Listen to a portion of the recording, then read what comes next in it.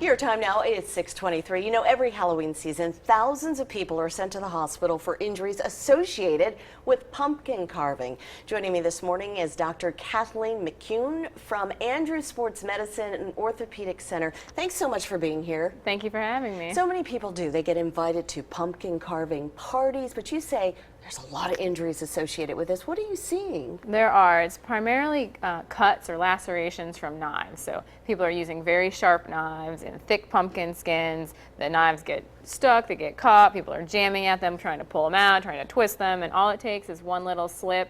And a sharp knife, can really do some serious damage in a hand. So what's the difference between a laceration and a puncture? A puncture would be what we would call sort of a small laceration. Either one can be dangerous. So if you have even a small cut in your hand, the tendons and nerves are very close to the surface in your hand, and you can do some serious damage even though it may not look bad on the surface. That's what I was going to ask. So say you're carving a pumpkin and you get a laceration or a puncture. What should you do? First thing you should do is hold pressure. Then you want to wash the wound out with some warm soapy water. Just make sure you get anything out of there that might have gotten in from your pumpkin. And then once you've got it kind of cleaned out, hold some pressure, make sure the bleeding stops.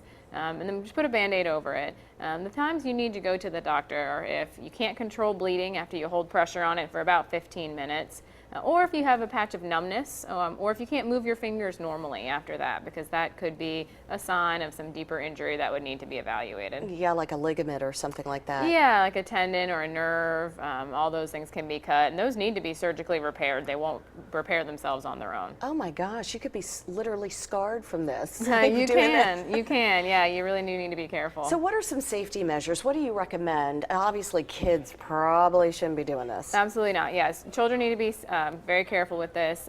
Best things to do are have your kids draw the design on there, or have them scoop out the seeds, but then have the adults do the actual carving. Do it in a well-lit area. Certainly don't do it while drinking alcohol. That, again, should be obvious, but you'd be surprised. The pumpkin carving kits that they sell in stores have more flexible, sort of serrated blades that are often much safer, so we always recommend getting pumpkin carving kits. That's always a good idea as well. Yeah, and I'm wondering, you know, these knives, it's hard. Sometimes the knife slips. Pumpkins have like a slippery surface, and people don't realize that. That's right, they do. So you also want to make sure the blade is always facing away from your hand.